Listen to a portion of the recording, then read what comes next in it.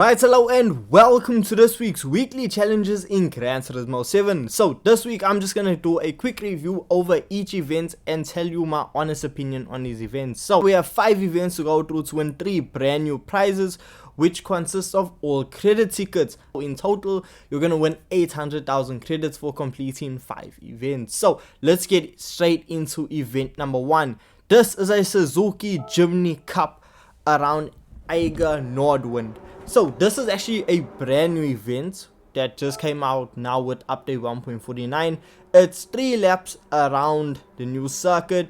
You are using Suzuki Jimnys and there are 12 vehicles and you are starting in dead last. I use my fully upgraded Suzuki Jimny that I have not touched since update 1.48, and when it came to this event, the vehicle was just all over the place. The suspension was, I'll be real with you, horrible, because with update 1.49, the change to physics model, we see that the vehicle, when putting the power down, the vehicle's rear squats, and under braking the nose dives forward.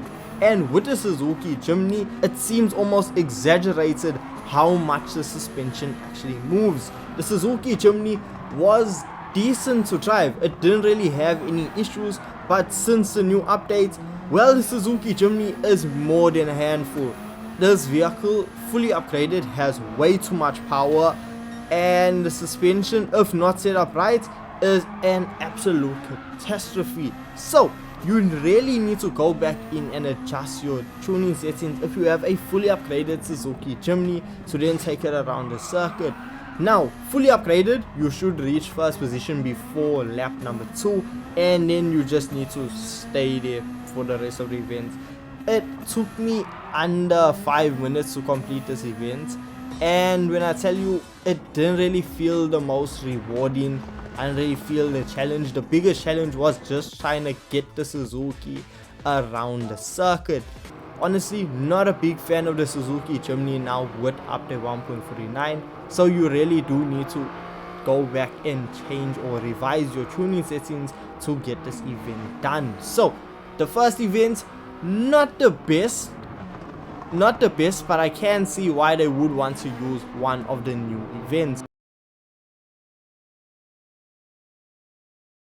So next up we have a World Rally Challenge around Fisherman's Ranch, another event to showcase the new physics change. And when I tell you, this was a good one. So for this event, you have 2 laps around Fisherman's Ranch. You have yourself starting off in 12th position. You have a performance points rating cap of 700 performance points. So I jumped into my Pikes Peak Audi Quattro and had an absolute blast on the circuit. Now we see, when it comes to the actual grip level, when it comes to off-roading, I can feel that there is a massive difference. The Audi isn't sliding all over the place, it feels a lot more gripped up. Now when it comes to the jumps can be a bit hit or miss, but I can see there has also been an improvement with that. And I actually just enjoyed myself so much more now off-roading, and it just offers such a good experience now. I know previously off-roading, it was like you're driving on absolute ice. There was no grip, there was nothing, it was just an absolute nightmare. Now they've revised it and just made it a lot easier to control your vehicle. Yes, you are still going to be sliding about, but it's not going to be as dramatic, and I do feel that I have noticed this and I quite enjoy this. So this is a big plus for me when it came to this update. So off-roading around Fisherman's Ranch, this event was not difficult at all. I mean, it offered a great challenge, trying to use a Group B vehicle against similarly ranked Group B vehicles and just testing out the new off-roading physics. And as I said, I actually enjoyed this event because they just made the off-roading in Gran Turismo 7 a lot better. So this was event number 2 done and dusted. So this event, it did take me about 6 minutes to complete, but overall it was good. And the only issue I can see is still the jumps when it comes to off-roading, but honestly that is something that we've been dealing with since the launcher game, so we can look past it. the third event, we find ourselves entering a special event. This is a one-make race around Sardinia Road Track B using the Lamborghini Gallardo. Now, the Lamborghini Gallardo video should be coming out soon on the channel, should be a next video out. And with this vehicle, it is an absolute blast. Fully upgraded, the vehicle should be around 850 performance points, and it is an absolute weapon. Yes, it can be a bit too powerful and you need to watch your braking points, but if you have a good tune in your Lamborghini Gallardo, it's gonna be an absolute dream. The vehicle is really track focused, it's very quick to hit over 300 kilometers per hour, and the brakes are really good, but you still need to watch out for those braking points, and also watch out when you're just traveling quite a lot of speed in corners. You also need to remember that the vehicle is four-wheel drive, which does lead to a bit of understeer, but overall I enjoyed having this full Lamborghini battle around the circuit. It just offered such a good way to test out the Lamborghini Gallardo, and I had such a blast using it around the circuit. And I actually realized that the circuit is actually quite fun in the Lamborghini Gallardo, and I might actually find myself using the circuit a lot more when it comes to testing out vehicles similar to this. So this event was one of, if not the best events of the week, and I'm not just saying that because oh we got a new car. It's because genuinely it was a fun event. Overall, it took me just over 6 minutes again to complete this event, and it was with no real stress or worry that, you know what, am I gonna even make it into first place? No, the Lamborghini Gallardo, fully upgraded, just wipes the floor with these vehicles. Understand, if you want much more of a real challenge, by all means don't fully upgrade a vehicle, set it to a certain performance point cap of your liking and do the event like that. But for me, this was the one of, if not the best event of the week. The fourth event, we see a hypercar parade around the Autodrome Interlagos. Now for this event I jumped into the Aston Martin Valkyrie, and when I tell you the Aston Martin Valkyrie, I've previously said this vehicle defies the laws of physics, and it looks like it defied the laws of the new physics update, because the Aston Martin Valkyrie is still an absolute beast.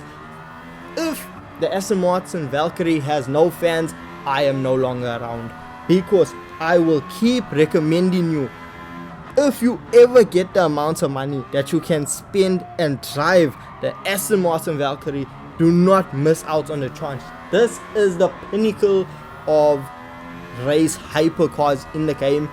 For me, this vehicle was just absolutely insane, and we see for this event it was almost way too long for the Aston Martin Valkyrie, because we actually ended up lapping the opponents. That's how fast the Aston Martin Valkyrie is. Now understand, if you want a bit more of a challenge, you can jump into any other vehicle that you feel can compete against your Bugatti Veyrons, your Porsche 918s, and vehicles of that caliber. It's up to you, but for me, the Aston Martin Valkyrie absolutely nailed this event, and I found myself completing this event in a time of just under 10 minutes. So this Aston Martin Valkyrie is a bit too overpowered for this event, but it's just such a fun vehicle to use. I'm gonna use it every single chance I get. And lastly, we have a WTC 700 around Laguna Seca. With this event, I jumped into my Mercedes-Benz 190e Evo with a Mercedes GT3 engine swap in it, because look, that was the only vehicle still under the 700 performance points tune, because with update 1.49 it messed up all of my tunes, and this was the one that's remained the closest to a 700 performance points rating. So this vehicle was my go-to, and I set the vehicle on over to fuel map level 4, and I just rode it through the entire event. This was the longest event out of all of them, and when I tell you, it did take me quite a bit of time to make up and get my way up the grid.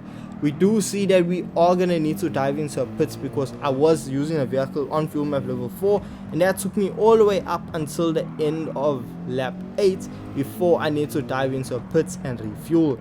Now I did only make my overtake to go into first position now during lap number 7, so it does take quite some time to just reel in first position. But once you do it, well, you just have plain sailing because you will notice all of the other AI just diving into pits. So the Laguna Seca race was fun, it was decent, and it was my first time trying out this event, and that's what I like about the weekly challenges. It offers you a chance to try out events you haven't previously tried out. So I can now knock this event off my bucket list and say that I have finally completed it, and I have finally completed this week's races. So for this week, the events, not too shabby. I can see why they wanted to just show off the new elements by showing you, okay, look, this is a new track, this is a new physics model, and this is a new car. So look, I can respect it, and overall it wasn't a bad week. The prizes of 800,000 credits, I don't think anyone's gonna complain about it. Would it have been better to win a 6-star roulette ticket and get a car worth $1 million?